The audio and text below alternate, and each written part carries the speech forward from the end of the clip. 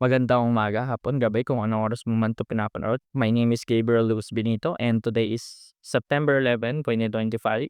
And our topic today is sinless perfection and our verse today is Colossians 3 verse 5. So, sinless perfection, there is a belief that a person can live without sinning.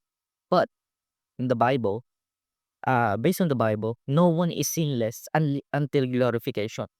So, even Paul's agree that we cannot really fully achieve sinless perfection or living a life without sinning because we have this earthly nature, we have this habitual sinless nature na we cannot ano eh, no resist yung temptation we are always vulnerable, but with the help of the glorification of God we can achieve that. Kaya nga in our teachings today is first is we were saved because of God's grace. Yet we were sinners, but that set apart from us and the people that committing sin and committing sin is that we accept the gift of God, and that is salvation, that is glorification, sanctification, and yeah, that that that is why uh that sets us apart from them. Yes, we still commit sin, but we have this, I don't know, uh, we have this gift of God to us, the grace of God, di ba? We accepted it. And pangalawa, we were meant to die. So meaning, we were meant to, into our death, di ba? Sabi nga doon, put to death, therefore, that belongs to your earthly nature. Meaning, um, put the bury all under 6 feet ground, all the things that is earthly nature. Ayun nga, lust, temptation, ano pa, cursing, you know, adultery, lahat. It was meant for us to die. It was meant for us to die. To you know, to die o to die yung part na yun sa atin, 'di ba? And pangatlo, when Christ return, we will be resurrected by Christ, and we will be in a body like Christ, 'di ba? A body that is not decaying, that is perfect, 'di ba? Uh, that cannot be affected by any disease, that cannot be that cannot be 'di nabubulok, 'di ba? Cannot be cannot be spoiled. We will have that body when Christ return. We will gain that, 'di ba? And yeah, for our application naman is first is deny yourself and take up the cross, which means that kasi dati 'di ba, when people take up the cross, it it is parang you are marked by death na agad na you will die because it is a way of punishing the people that follows God, that violates the law, 'di ba? That's why deny yourself and take up the cross, which means you are willing to die for Christ, and you are yun, 'di ba?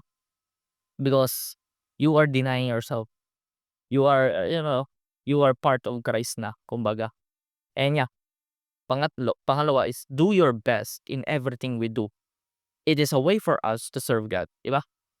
Yes, we cannot be perfect until glorification, but let's do our best. Let us, let us be yung 100% at everything we do. Na hindi yung bahala na okay na 'to. For example, being a student, 'di ba? Hindi porket may minor subject lang yun, 'di mo na aayusin, 'di ba? Always think that doing things in your life is for God. Kaya your boss is your God, God is your boss, and your prof is God, 'di ba? And ano na lang yung isipin mo na you're not just doing it for yourself, you're doing it for God, to please Him, 'di ba? Does God put you in that situation because she knows that He sees in you that there's there's a potential, capability is a way for us to to ano talaga, to cultivate, 'di ba? To be, to grow to what our circumstances be. And yeah, pangatlo, rely on the Holy Spirit, not to yourself, no? Depend on the Holy Spirit. In everyday life, it is impossible for us to not commit sin, especially in nowadays na everything is digital. It's hard for us. But with the help of the Holy Spirit, with the help of God, we were lucky pa nga, we were blessed talaga na God, you know, ah, inano niya yung Holy Spirit dito, inilagay para i-guide tayo kasi in the past, in the Old Testament, wala, eh. Talagang pero may direct contact sila kay God, pero mas mahirap yun. Wala talagang nagagayon sa kanila, kaya we were lucky. And for our discussion is, does it mean for you? What does it mean for you personally to die daily?